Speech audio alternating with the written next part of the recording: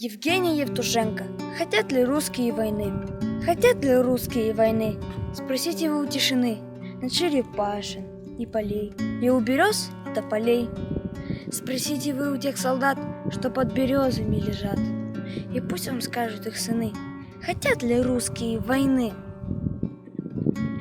Не только за свою страну солдаты гибли в ту войну, а чтобы люди всей земли спокойно видеть сны могли. Под шелест листьев и афиш. Ты спишь, Нью-Йорк, ты спишь, Париж. Пусть вам ответят ваши сны, хотят ли русские войны. Да, мы умеем воевать, но не хотим, чтобы опять солдаты падали в бою на землю грустную свою. Спросите у матерей, спросите у жены своей, и вы тогда понять должны, хотят ли русские войны.